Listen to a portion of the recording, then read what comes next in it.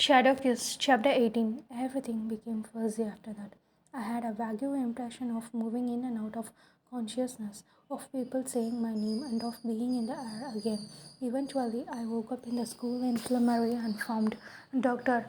Oldensky looking down at me.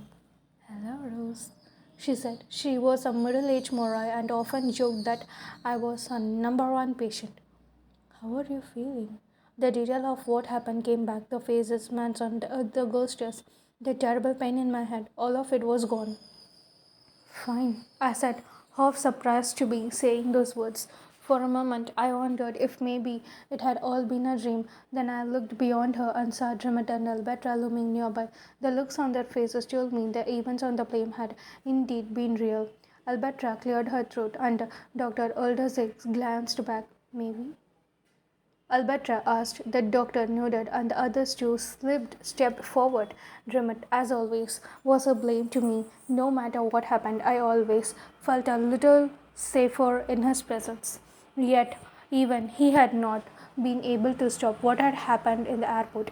When he looked at me like he was now, with an expression of such tenderness and concerns, it triggered mixed feelings. Part of me loved that he cared about so much. The other part wanted to be strong for him and don't want to make him Rose, began Alberta uncertainly. I could tell she had no clue how to go about this.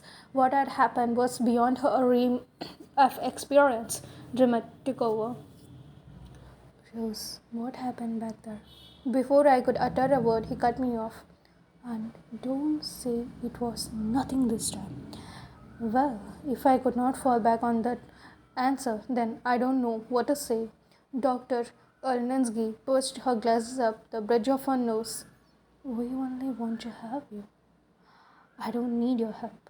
I said, I'm fine. I sounded just like Braran and Breed.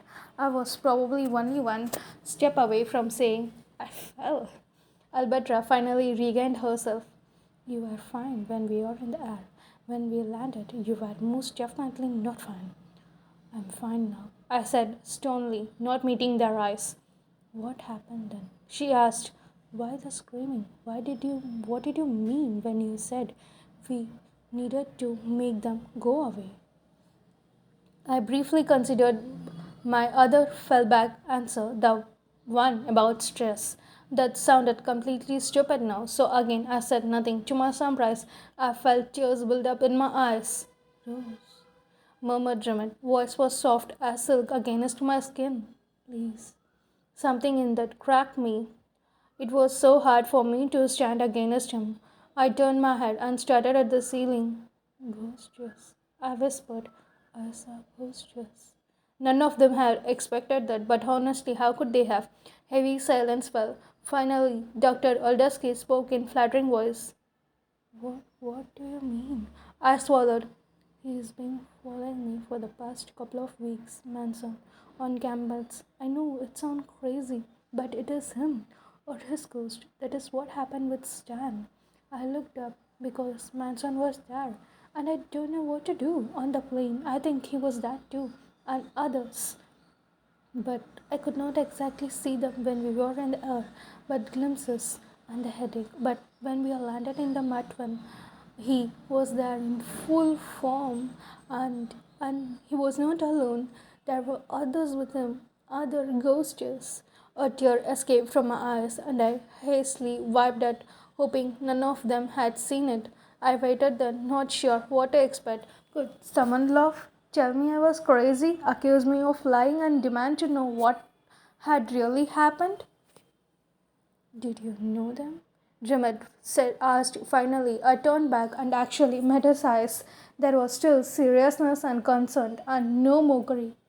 Yeah, I saw some of Victor's guardians and the other people from the mascara. Lisa families were there too. Nobody said anything after that. They all just sort of exchanged glances, hoping perhaps that one of the other might shed light on all of this. Dr. Oldsky signed. Could I speak with the two of you privately? The three of them stepped out of the examining room, shutting the door behind them. Only it don't quit catch, scrambling off the bed. I crossed the room and stood by the door. The tiny crack was just enough for my dampier hearing to pick up the conversation. I felt bad about years overdropping, but they were talking about me, and I could not shake the feeling that my future was on the line here. Obviously, what is going on? Hissed Dr. Aldasky. It was the first time I could ever hear her sound so irritated. With patience, she was the picture of sincerity. It was hard to imagine her angry, but she was clearly pissed off now. That poor girl. She is undergoing post traumatic stress disorder, and it is no wonder after everything that has happened. Are you sure? Said Alberta. Maybe it is something else. But as I was trailed off, I could tell she don't really know of anything else that could explain it.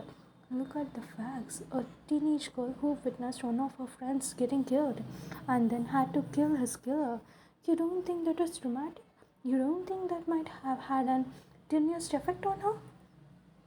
Tragedy is something all the guardians have to deal with, said Alberta. Maybe there is not much to be done for guardians in the field, but Rose is still a student here. There are resources that can help her. Like what? Asked Jimmet. He sounded curious and concerned, not like he was challenging her. Counseling. Talking to someone about what happened can do worlds for good. You should have done that as soon as she got back. You should have done it the others who were with her while you are at it. Why does not anyone think of these things? It's a good idea, said Drummond. I recognized the tone in his voice. His mind was spinning. She could do it on her day off. Day off? More like every day. You should pull her from this entire field experience. Fake stegoid attacks are not the way to recover from real one. No. I had pushed open the door before I realized it. They all started at me, and I immediately felt stupid. I could be busted myself for spying. Rose, said Olinsky, returning to her caring but slightly chattering doctor mood. You should go and lie down. I'm fine, and you cannot make me quit the field experience. I won't graduate if you do. You're not well, Rose, and there is nothing to be ashamed of after what has happened to you. Thinking you're seeing the ghosts of someone who died is not due out there when you consider the circumstance. I started to correct her on the thinking you had seen part, but then bit it off, arguing that I could really see a ghost was not probably going to do me any favors. I decided, even if I was starting to believe that was exactly what I was seeing. Frantically, I tried to think of convincing reason to stay in the field experience. I was usually pretty good at talking myself out of the bad situation. Unless you're going to put me in the counseling 24/7, you're just going to make it worse. I need something to do. Most of my classes are hold on right now. What should I do? Sit around? Think more and more about what happened? I will grow crazy for real. I don't want to sit all past forever. I need to get moving with my future. This threw them into an argument about what to do with me. I listened to her, biting my tongue, knowing I needed to stay out of it. Finally, with some grumbling from the doctor, they all decided I could go on a half time for the field experience. It proved to be ideal compromise for everyone, well, except me. I just wanted to go on exactly as it had. Still, I know this was probably as good a deal as I could get. They decided that I could do 3 days of a field experience a week with no night duties. During the other days, I could have to do some training and whatever book work they dug up for me. I also have to see a counselor, which I was not thrilled about. It was not that I had anything against counselors. Lisa had been seeing one, and it had been really useful for her. Talking things out helped. It was just, well, this was just something I don't want to talk about. But if it came down to this or being kicked out of the field experience, I was more than happy to go with us. Alberta felt they could still justify passing me on half time. She also liked the idea of having counseling going on at the same time I was dealing with fake steroid attacks, just in case they really were terrorizing. After a bit more examination, Dr. Oldesky gave me a clean bill of health and told me I could go back to my dorm. Alberta left after that, but Dreamt stuck around to walk me back. Thanks for thinking of the half-time thing. I told him the walkways were wet today because the weather had warmed up after the storm. It was not bathing suit weather or anything, but a lot of the ice, snow were melting. Water dripped steadily from the trees, and we had to sidestep puddles. Drummond came to an abrupt stop and turned so that he stood right in front of me, blocking my path. I skidded a halt, nearly running into him. He reached out and grabbed my arm and pulling me closer to him than I could have expected him to do in public. His fingers bit deep into me, but they don't hurt, Rose, he said, the pain in his voice making my heart stop. That should not have been the first time I heard about this. Why don't you tell me? Do you know what it was like? Do you know it was like for me to see you like that and not know what was happening? Do you know how scared I was? I was stunned, both from his outburst and our proximity. I swallowed, unable to speak at first. There were so much on his face, so many emotions. I could not recall the last time I had seen him.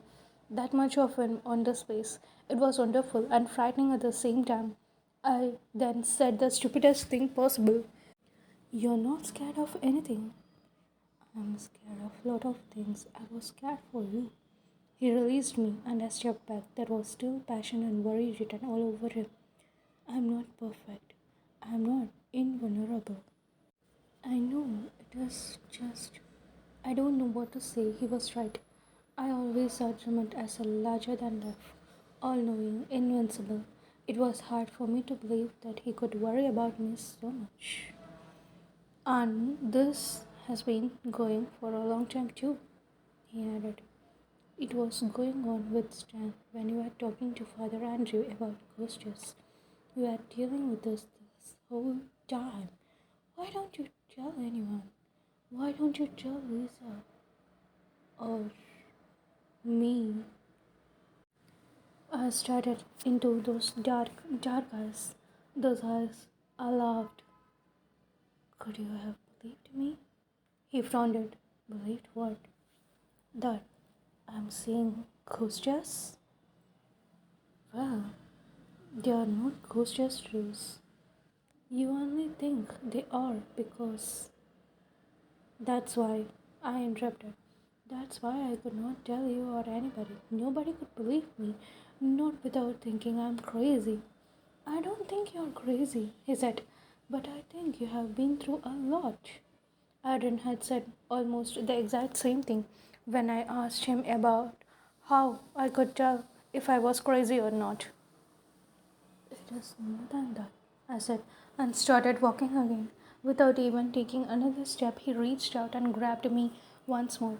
He pulled me back to him so that we now stood even closer than before. I glanced uneasily around again, wondering if someone might see us, but the campus was deserted. It was early, not quite sunset, so early that most people probably were not even up for the school day yet. We could not see activity around here for the least another hour. Still, I was surprised to see Trimmet was still risking it.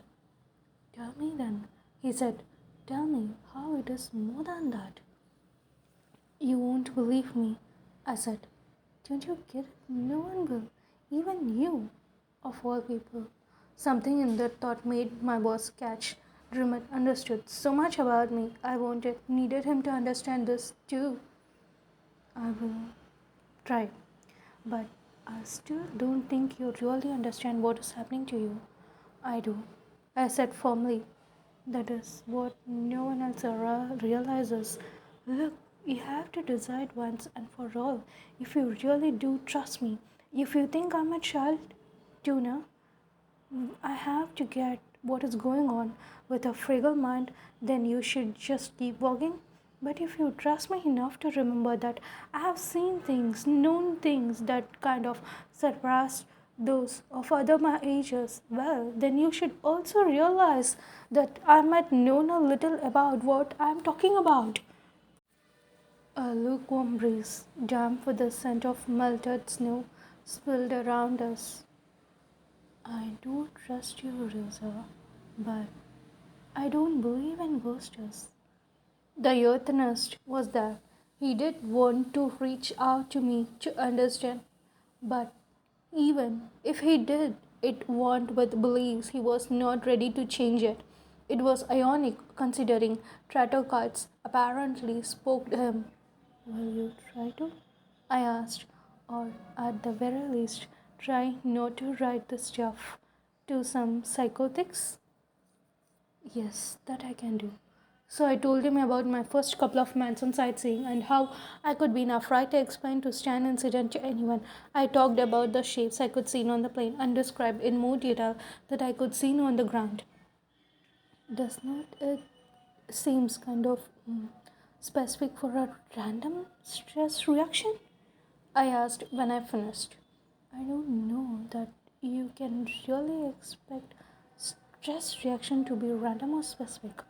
They are unpredictable by nature. He had that thoughtful expression I know so well, the one that told me he was turning over all sorts of things in his head. I could also tell that he still was not buying this was a real ghost story, but he was trying very hard to keep an open mind. He affirmed as much a moment later. Why are you so certain these are not just things you're imagining? Well, at first I thought I was imagining it all, but now I don't know. There is something about it that feels real, even though I know that is not actually evidence. But you heard what Father Andrew said about ghosts sticking around after they die young or violently. Drummond actually bit his lip. He could be about to tell me not to take the process literally. Instead, he asked, "So you think Manson is back for revenge?" I thought that at first, but now I'm not sure. He has never tried to hurt me. He just seems like he wants something, and then all of the other ghosts seems to want something too. Even the ones I don't know. Why? Jimit gave me a sage look. You have a theory? I do. I was thinking about what Victor said. He mentioned that because I'm Shadowkiss, because I dead, I have a connection with the world of dead, that I will never entirely leave it behind me. His expression hardened. I won't put a lot of stock in what Victor Dashwak tells you. But he knows things. You know he does. No matter how big an asshole he is. Okay, supposing that is true, that being shadow kissed tells you see ghosts, let you see ghosts, why it is happening now? Why don't it happen right after the car accident? I thought of that. I said eagerly. It was something else Victor said, that now that I was dealing in death, I was that much closer to the other side. What if causing someone else's death straightened my connection and now makes this possible? I just had my first real kills even. Why it is not, why it is so haphazard? Asked Jimmy. Why does it occur when it does? Why the aeroplane? Why not on the car? My enthusiasm dimmed a little. What are you, a lawyer? I snapped. You're questioning everything I'm saying. I thought you were going to have an open mind. I am, but you need to too. Think about it. Why this pattern of sightseeing? I don't know, I admitted, assigned in defeat. You still think I'm crazy? He reached out and cupped my chin, tipping my face up back to his. No, never. Not one of those theories makes me think you're crazy. But I have always believed the simplest explanation makes sense. Doctor, Oldusky does, the ghost does, one has holes. But if you can find out more, then we can have something to work with. We? I asked. Of course, I'm not leaving you alone on this, no matter what. You know I could never abandon you. There was something very sweet and noble about his words, and I felt the need to return them, though mostly I ended up sounding idiotic. And I won't ever abandon you, I mean it. Not that this stuff ever happens to you, of course. But if you start seeing ghosts or anything, I will help you through it. He gave me a small, soft laugh. Thanks. Our hands found each other's, fingers lacing together. We stood like that for almost a full minute, neither of us speaking anything. The only place we touched was our hands. The breeze picked up again, and although the temperature was probably only in the 40s, it felt like spring to me. I expected flowers to burst into bloom around us, as though sharing the same thought. We released our hands at the same time. We reached my dorm shortly after that, and Rimet asked if I could be okay going in on my own. I told him I could be fine and that he should go do his own thing. He left, but just as I was about to step through the lobby door, I realized my overnight bag was still back at the med clinic, muttering a few things that could have gotten me detention. I turned around and hurried back in the direction I could just come. Dr. Oleski, receptionist, motioned me towards the examining rooms when I told her why I was there. I retrieved the bag from my now empty room and turned to the hall to leave. Suddenly, in the room opposite mine, I saw someone lying in the bed. There was no sign of any of the clinic staff, and my curiosity, always getting better out of me, made me peek inside. It was Abby Badica, a senior Morai. Cute and pokey was the adjective that usually came to mind when I describe Abby, but this time she was anything but. She was bruised and scratched up, and when she turned to look at me, I saw red welts. Let me guess, I said. You fell? What? You fell. I heard that a standard answer by John, Billy, and Dean. But I will tell you the truth.